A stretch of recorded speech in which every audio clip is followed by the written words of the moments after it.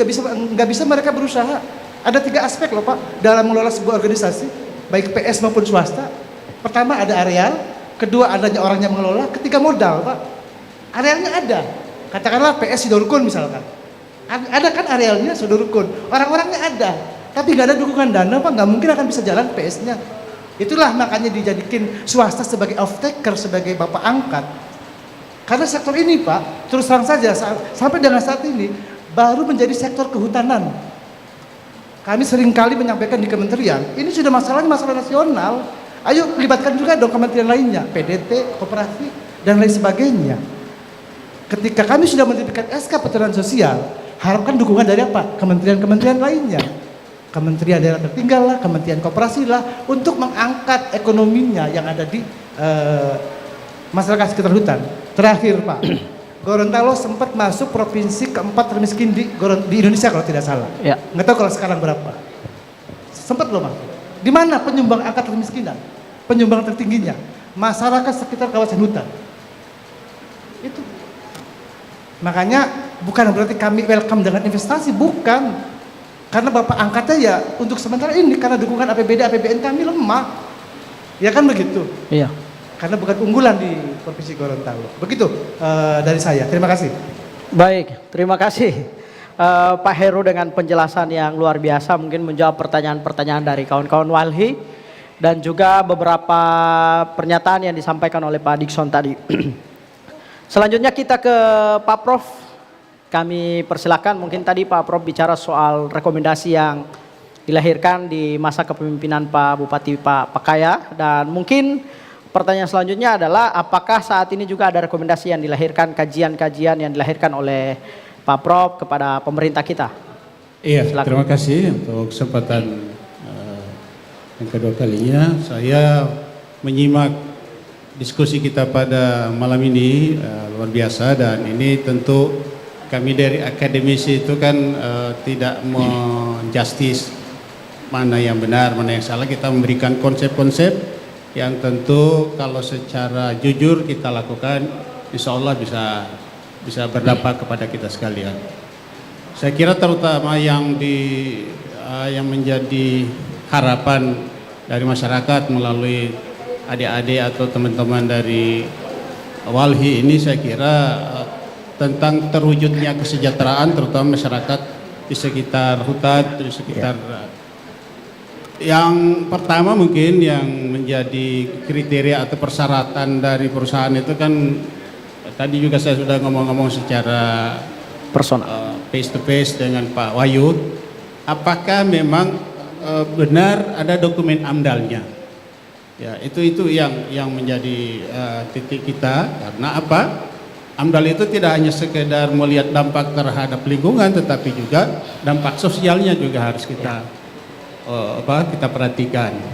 Karena itu saya juga menyarankan kepada teman-teman dari HTI atau mungkin jadi perusahaan-perusahaan untuk melakukan updating terhadap dokumen AMDAL yang ada. Karena AMDAL itu kan bisa, jadi dampak-dampak itu kan bisa terjadi progresnya, terutama dampak-dampak yang penting yang berhubungan dengan rasa keadilan dan kesejahteraan masyarakat, itu juga harus kita beri informasi, kita terbukaan kepada masyarakat, itu juga harapan kita semua.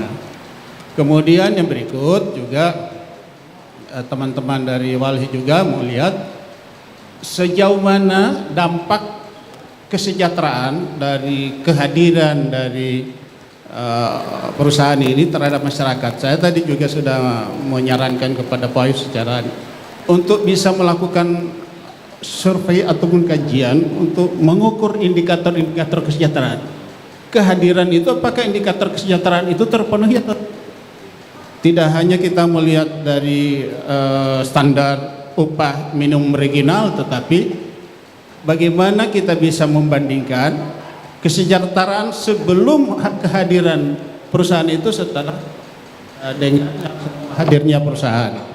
Karena itu juga itu yang menjadi harapan kami dari akademisi, bahwa tadi seperti yang saya sampaikan pada awal, bahwa bagaimana kita bisa mencapai individu yang berkualitas, penduduk yang berkualitas apabila mampu menegosiasikan antara pilar ekonomi, pilar sosial dan pilar ekologi ini secara terintegrasi sehingga bisa memberikan kesejahteraan bagi umat, bagi kita semua, bagi penduduk terutama yang merasa berada di sekitar kawasan hutan, terutama yang dikuasai oleh perusahaan-perusahaan korporasi tadi.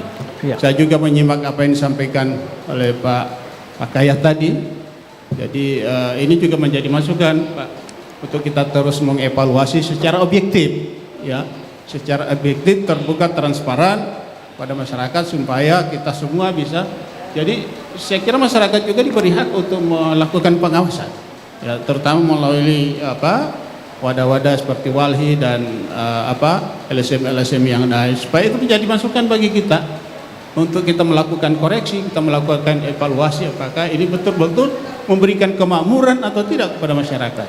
Karena itu ada kajian-kajian yang saya sarankan seperti itu. AMDAL harus terus diupdate, ya, tidak hanya gitu hari ini terbit kemudian berapa tahun lagi sehingga terjadi degradasi yang seperti yang terjadi yang disampaikan tadi. Kemudian juga indikator kesejahteraan juga harus kita ukur, ya, secara periodik apakah memberikan kesejahteraan bagi masyarakat, apakah dengan upah minimum itu mereka sudah merasa teratasi segala kebutuhan mereka, itu juga menjadi perhatian. Saya kira itu yang paling penting Pak Moderator, Pak Dickson dan Pak Wahyu juga tadi saya sudah sarankan secara face to face untuk terus melakukan hal-hal yang tentu menjadi harapan kami semua. Terima kasih. Assalamualaikum warahmatullahi wabarakatuh. Baik, waalaikumsalam warahmatullahi wabarakatuh. Terima kasih Pak Prof atas pandangan-pandangannya dan mudah-mudahan ini menjadi poin positif untuk kita semua pada malam hari ini. Dan selanjutnya kami berikan kesempatan dulu kepada Pak Dickson terlebih dahulu sebelum ke Pak Wahyu. Setelah Pak Wahyu mungkin teman-teman Walhi. Baik. Silakan Pak. Ini mungkin bagi saya saran kepada Pak Heru saja bahwa perhitungan PSDH dengan DR itu tidak ada kaitan dengan angka konversi rendeman dari kubikasi kayu sampai jadi wood pellet. Bab hitungan tentang PSDH itu dari titik pengangkutan sampai titik diterimanya bahan baku ini itu dihitung PSDH dan DR-nya. Sementara konversinya menjadi wood pellet tidak menjadi angka pembandingnya. Memang saya menyampaikan tadi kita bisa menelusuri itu berapa jumlah yang keluar yang diekspor oleh industri ini dengan kubikasi kayu yang ditebang dan diangkut ke. Tapi yang saya ingatkan bahwa antara titik pengangkutan sampai diterimanya di pabrik ini kayu ini memang ada potensi keoktasinya cukup tinggi dan itu terkait dengan perhitungan PSDH dengan DR. Jadi saya hanya memberikan saran saja kepada Pak Heru bahwa ini memang perlu untuk pengawasan lebih ketat, termasuk juga ganis-ganis yang ditugaskan dalam rangka untuk memvalidasi itu, sehingga ketika kita mengecek berapa besar PSDH dengan DR yang dalam sistem SIPUK itu dengan yang terjadi itu bisa di-compare, bisa dapat sehingga peluang-peluang terjadinya kooptasi itu kita hindari. Apalagi bagi auditor-auditor yang sudah bertahun-tahun bekerja dengan perusahaan ini. Saya kira hanya itu dari saya. Iya, terima kasih Pak Dickson, beberapa pernyataan dan koreksi juga dari Pak Dickson. Selanjutnya kami berikan kesempatan kepada Pak Wahyu untuk menyampaikan dan menanggapi berbagai macam diskusi kita pada malam hari ini. Silakan Bapak. Baik, terima kasih. Mungkin sesuai temanya ini kan mengenai wood pellet, berkah ekonomi atau musibah. Memang ini tergantung melihat dari mana sudut pandangnya. Mungkin kalau bicara dari saya sebagai pelaku usaha sih jelas itu ekonomi yang paling kelihatan. Dan memang maaf aja, kebetulan saya ini termasuk pelaku dari awal.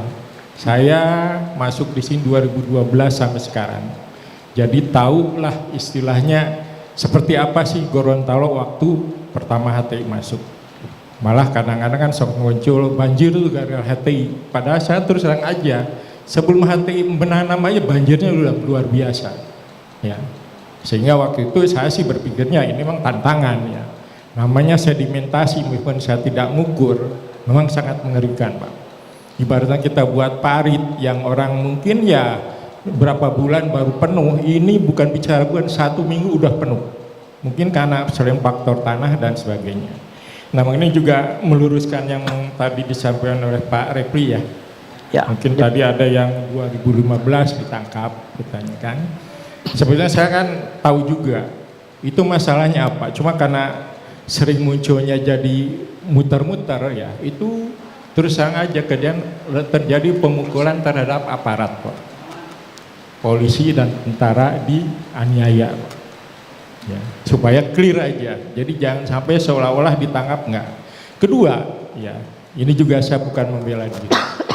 Yang tadi saya sampaikan, kami nanam 15.000 yang sudah ditanam, itu hampir setengahnya lebih. Itu adalah bekas-bekas kebun masyarakat atau semak belukar. Dalam hal pemanfaatan lahannya, kami tidak represif.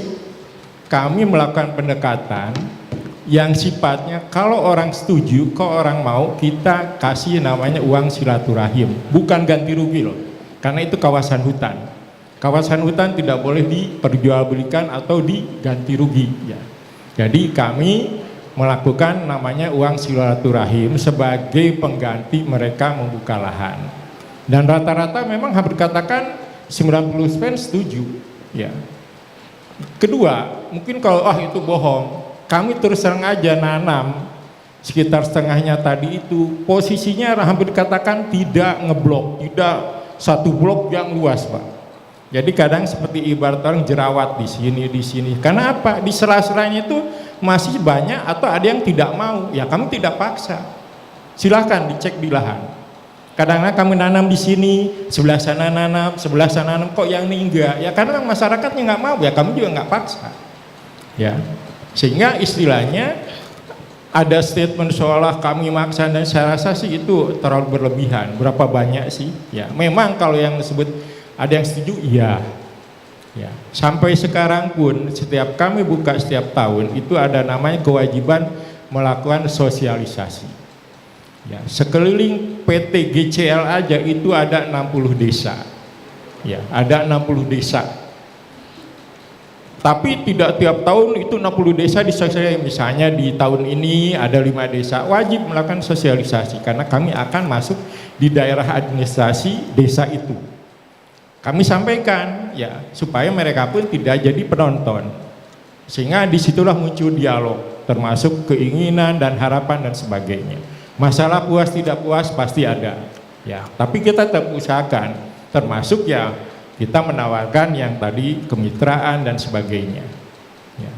Selain itu juga yang tadi saya sampaikan, ya misalnya mungkin ke depan kita kan ada namanya carbon trade Pak ya, perdagangan karbon ya. Kami juga udah mengalokasikan areal untuk carbon trade di 2 perusahaan ini total sekitar 21.000. Dari 21.000 itu kurang lebih 11.000 masih berhutan dan sekitar 10.000 itu sudah rusak. Nah, carbon trade 21.000 itu tidak boleh ditebang. Ya, itu udah komitmen. Nanti mungkin kehutanan pun akan mengecek apa kaitan dengan pollination dan sebagainya. Ya. Jadi yang berhutan sekitar 11.000 yang saya sampaikan kita punya kewajiban menjaga. Apakah itu 100% aman? Ya, memang tidak 100% aman. Karena bagaimana juga kita tidak bisa pungkiri masyarakat banyak yang masih bergerak di, anggaplah mencari kayu. Yang 10.000 lagi, yang areal untuk karbon, kami wajib menanam tanaman yang memang bisa menghasilkan karbon, tapi usahakan buah-buahan supaya nanti dimanfaatkan oleh masyarakat, hasilnya untuk masyarakat. Kita tidak mengambil manfaat di situ Pak, tapi kita membiayai kegiatan penanaman di situ sampai nanti hasilnya untuk masyarakat. Ya, jadi sebetulnya kalau kita bilang yang apa efek yang langsung banyak, yang saya bilang tadi mungkin masalah kecepatan kerja kita bagaimana juga ngikutin sesuai standar yang berlaku. UMR kita kan di Gorontalo sekitar 3,2. Jadi kalau bapak-bapak mau ngecek silakan dicek.